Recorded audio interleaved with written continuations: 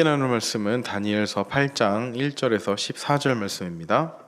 나 다니엘에게 처음에 나타난 환상 후 벨사살 왕 제3년에 다시 한 환상이 나타나니라.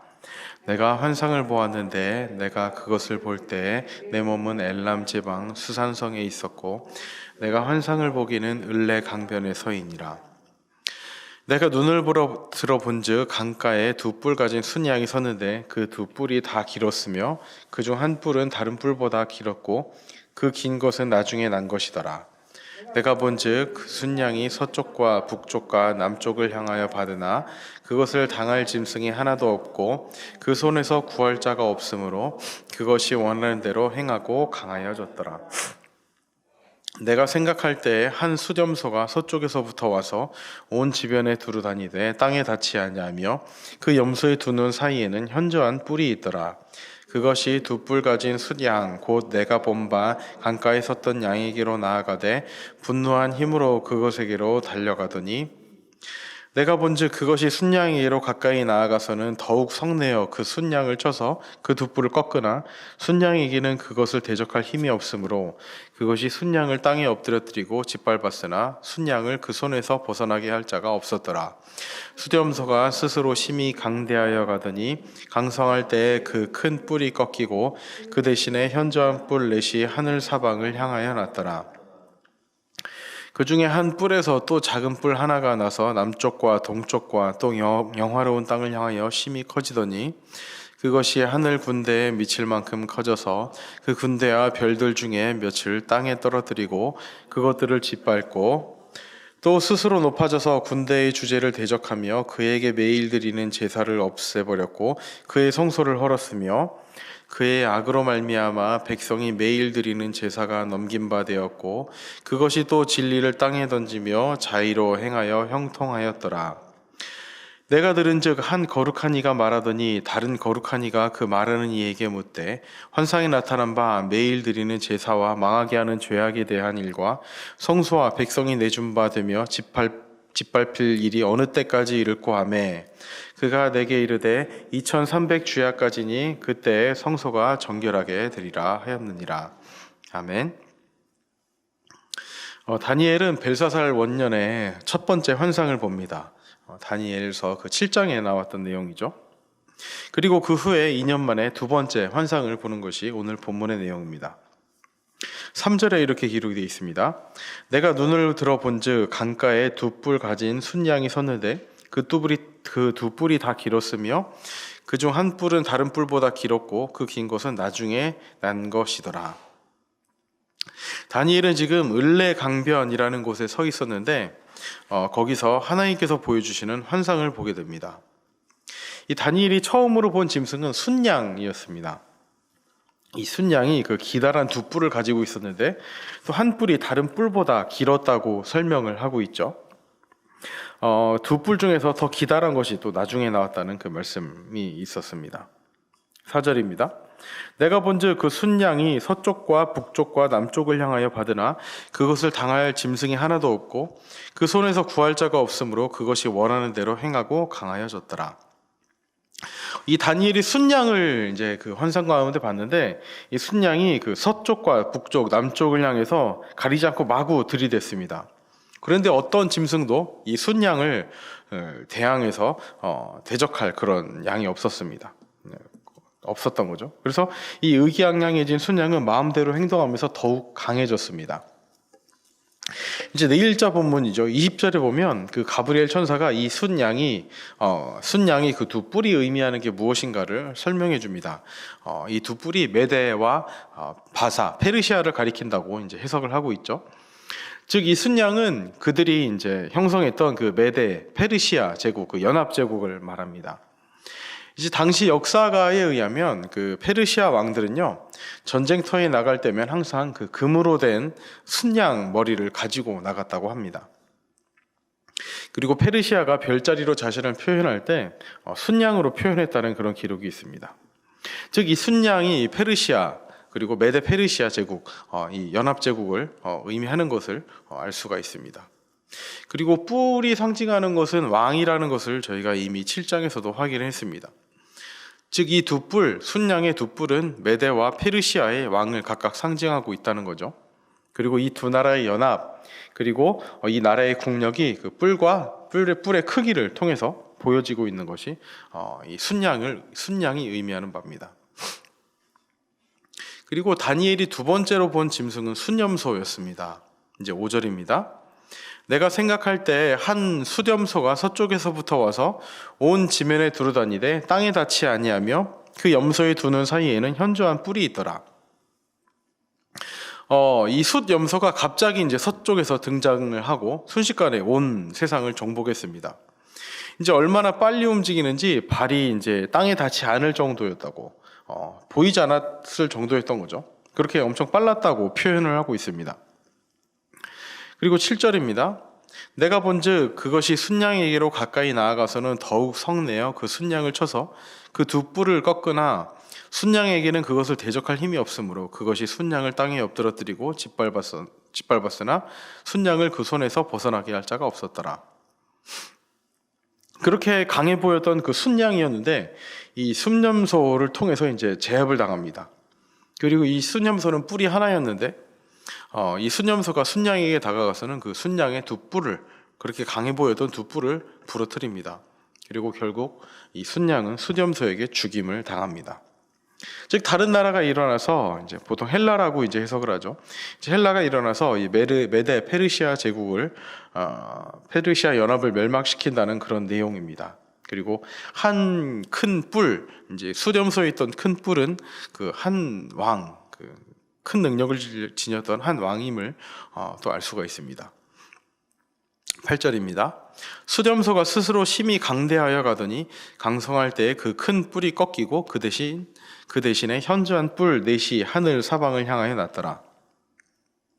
어쨌든 이 새로운 제국의 새로운 그 세력의 한 왕, 큰 뿔을 가진 한 왕이 있었는데 이 왕이 이제 왕의 세력이 꺾이는 것을 이제 8절을 통해서 알 수 있습니다. 그리고 이제 현저한 뿔 넷이 하늘 사방을 향하여 났더라. 즉 이제 그 큰 뿔이 이제 결국에는 이제 제압을 당하고 그리고 결국에 나라가 네 개로 분열될 것을 의미하는 것을 우리는 알 수 있습니다.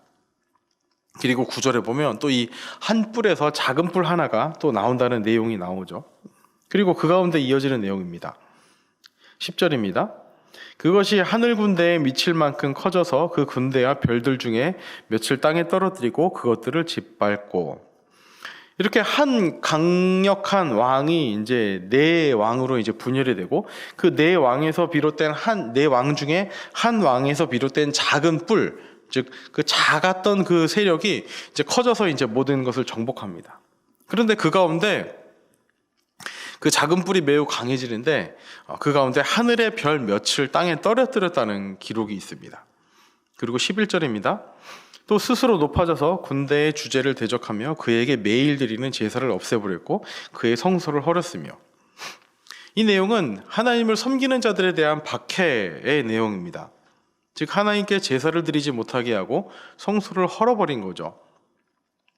이런 의미에서 보자면 그 10절에서 별을 땅에 떨어뜨리고 짓밟았다는 이야기는 그 유대인 성도들, 하나님을 믿는 사람들을 박해하고 죽인다는 내용입니다.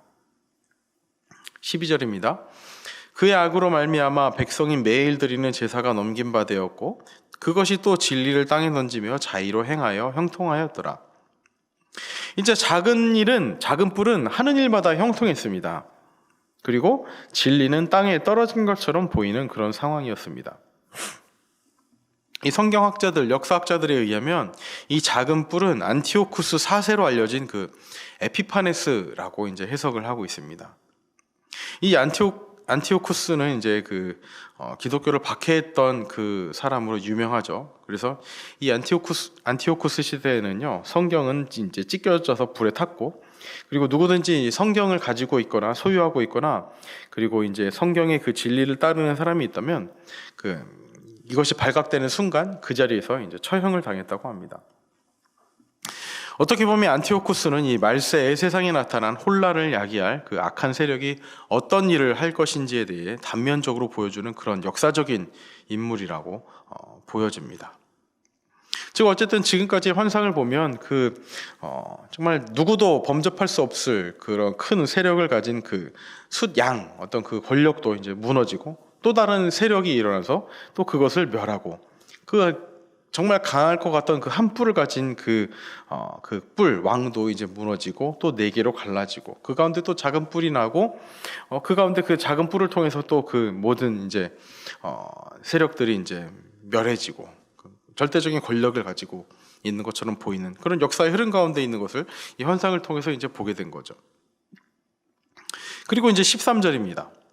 내가 들은즉 한 거룩한 이가 말하더니 다른 거룩한 이가 그에게 말하는 이에게 묻되 환상에 나타난 바 매일 드리는 제사와 망하게 하는 죄악에 대한 일과 성소와 백성이 내준 바 되며 짓밟힐 일이 어느 때까지 이를꼬 하매, 즉 짓밟힐 일이 어느 때까지 이를꼬 하매라고 이제 고백을 하고 있습니다. 이제 어쨌든 하나님을 믿는 사람들의 입에서 나오는 고백이라는 거죠. 어느 때까지 이런 일이 계속될 것인가? 하나님을 믿는다고 하지만 그 하나님을 믿는다는 그 사람들은 결국 핍박을 당하고 죽임을 당하고 하나님을 믿고 성경을 따르는 것이 발각되는 순간 그 자리에서 처형당하는 그런 상황 가운데 이 상황이 어느 때까지 과연 우리에게 이를 것인가? 라는 질문을 하게 된다는 것입니다. 그 가운데 14절 고백입니다. 그가 내게 이르되 2300주야까지니 그때의 성소가 정결하게 되리라 하였느니라. 이 2300주야에 대한 해석은 이제 여러 가지 해석이 있고 이에 대한 그 해설 또한 여러 가지 의견이 있습니다. 그러나 명확한 거는 2300주야가 의미하는 거는 결국 정해진 날이 있다는 겁니다. 정해진 날이 있고 그때의 성소가 정결하게 되리라. 결국에는 그 정해진 날의 기간이 끝나면 성소가 정결하게 되리라는 거죠. 즉 결국에는 정결하게 된다는 의미입니다. 비록 하나님을 믿지 않는 세력이 여기서 일어나고 또 다른 세력이 일어나서 그 세력을 치고 또 그 세력 가운데서도 여러 가지 분쟁이 일어나고 그 가운데 누군가가 그 상황을 정리하고 또 그 가운데 핍박이 있다 할지라도 그 핍박 가운데 결국에는 그 핍박의 시간들은 정해져 있고 그 결국에는 정결하게 된다는 것이 오늘 주는 메시지입니다. 다니엘이 봤던 환상의 내용이 이것인 거죠. 하나님의 백성들 사이의 입에서는 주님, 이 날이 어느 때까지 이를 것입니까? 어느 때까지 우리는 이런 고통을 당해야 됩니까? 어느 날까지 우리는 이 힘든 시간을 보내야 합니까? 라고 우리가 하소연하고 또 힘들어하고 그리고 기도할 수 있지만 그 가운데 하나님께서 주시는 분명한 메시지는 비록 악이 창궐하고 하나님의 세력들은 하나님을 믿는 자들의 세력은 멸하는 것처럼 보이는 그런 상황 가운데서도 이 모든 역사의 주관자는 하나님이시며 그리고 결국에는 이 고난의 때는 정해져 있고 결국에는 정결하게 된다는 것이 오늘 메시지인 것입니다. 하나님께서는 이렇게 환상을 통해서 다니엘에게 이 메시지를 명확하게 얘기해 주시는 것입니다. 우리에게도 마찬가지일 것 같습니다. 비록 하나님을 믿는다고 고백하고 있지만 우리 입에서는 하나님을 향한 감사와 찬양의 고백을 놓지 않고 살아가고 싶지만 그 가운데서도 우리를 좌절하고 낭망하게 하고 오히려 하나님을 믿지 않는 세력들이 점점 더 흥하고 그들 사이의 싸움에 껴서 어떻게 보면 고래 싸움에 새우등 터지듯이 있는 것 같이 보이는 그런 상황 가운데 있지만 그런 날들은 유한하다는 겁니다. 그리고 결국에는 그때의 성소가 정결하게 되리라. 결국에는 하나님의 백성이 그 성소가 정결하게 될 날이 온다는 것입니다. 비록 고난의 시간을 보내고 있을지라도 힘든 시간을 보내고 있을지라도 하나님을 믿지 않는 사람들이 우리를 회방하고 우리를 방해하고 억압하고 그리고 우리를 핍박하는 것 같아 보이는 그런 상황 가운데서도 하나님께서 우리에게 그날이 유한함을 그리고 이를 통해서 우리에게 주시는 메시지가 확실함을 그리고 결국에는 정결하게 된다는 것을 우리는 오늘 본문을 통해 알 수 있습니다. 우리의 삶 가운데 정말 힘든 고백 가운데 주님 어느 때까지 이 날이 계속됩니까? 라는 고백을 드리며 기도할 수도 있겠지만 우리가 확신할 것은 결국에는 정결하다는 것, 이 한 가지를 믿고 그 신실하신 하나님, 그 결국의 날이 이르게 하실 그 하나님을 믿고 신뢰하며 함께 기도하는 저와 여러분들이 되시기를 진심으로 소망합니다. 우리 시간 다 함께 기도하는 시간 가지도록 하겠습니다.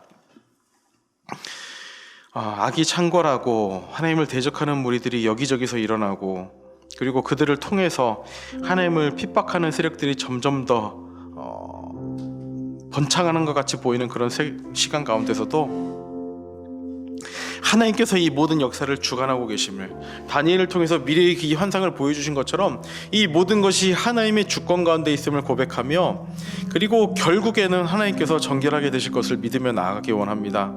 주님, 어느 때까지 이 날이 계속됩니까? 주님, 이 고통이, 이 힘든 시간이 어느 때까지 계속됩니까? 라고 고백하며 안타까워할 수 있는 우리 자신이지만, 그 가운데서도 하나님의 주권을 의지하며 나아가는 우리 모두가 되게 해달라고 이 시간 함께 부르짖으며 나아가도록 하겠습니다. 기도합니다. 하나님 아버지 함께하여 주시옵소서. 주님, 정말 힘든 고난의 시간을 지나가고 있습니다. 아버지, 힘든 핍박의 시간을 지나가고 있습니다. 하나님 아버지, 그 가운데서 하나님의 이끄심을 바라보며 나아가는 우리 모두가 될 수 있도록 인도하여 주시옵소서. 아버지 하나님, 주님이 주시는 그 평강 가운데 우리 가운데 있어서 인도하여 주시옵소서.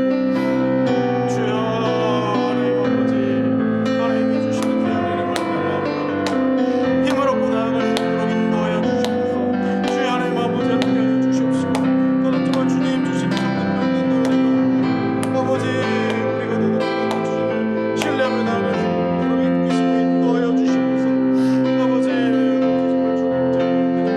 아버지, 정결하게 한 날이, 아버지, 정금같이 쓸 날이 있음을, 아버지, 정말 주님의 있음을, 아버지, 고백하며 나아갈 수 있도록 인도하여 주시옵소서. 하나님 아버지,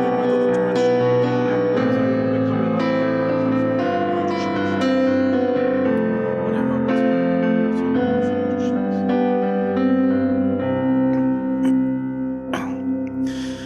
하나님 아버지, 우리의 힘든 현실 앞에, 그리고 하나님을 믿지 않는 자들을 통해서 받는 핍박을 통해서 우리 입에서는 주님, 어느 때까지 이 일이 계속됩니까? 어느 때까지 이 일이 우리에게 닥칩니까? 라는 기도를 드릴 수 있지만, 하나님께서는 분명히 다니엘의 환상을 통해서 우리에게 명확하게 말씀하십니다. 결국에 역사를 주관하신 분은 하나님이시고 이 모든 일이 하나님의 주권 아래 있음을, 그리고 동시에 결국에는 일정한 시간이 지난 다음에 우리에게 정결한 날이 온다는 것을 분명하게 말씀하고 계십니다. 하나님, 그 역사의 주관자 되신 하나님에 대한 신뢰를 잃지 않고 살아가는 우리가 될 수 있도록 인도하여 주시옵소서. 결국에는 정결하게 나아가도록 우리를 빚으시고 이끄시고 인도하신다는 그 사실을 신뢰하며 나아가게 하여 주시옵소서. 우리의 삶 가운데 그렇게 하나님을 향한 그 신뢰를 더더욱 굳건히 하며 나아가는 오늘 하루 우리의 삶 되게 하여 주시옵시고, 정말 욥의 그 고백처럼 정말 나의 길을 오직 그 아시는 하나님께, 그리고 그 길을 통하여 내가 정금같이 나아갈 그 날을 바라보며 그렇게 하나님의 연단 가운데서도 하나님께서 이끄실 정결하게 될 그 날을 바라보며 나아갈 수 있도록 이끌어 주시고 인도하여 주시옵소서. 오늘 하루의 삶 가운데, 우리의 인생 가운데 그렇게 하나님을 향한 승리의 고백을 하며 나아갈 수 있도록 이끌어 주시고 인도하여 주시옵소서. 우리를 정결하게 하실 그 예수 그리스도를 바라보며 그 예수님의 이름으로 기도합니다. 아멘.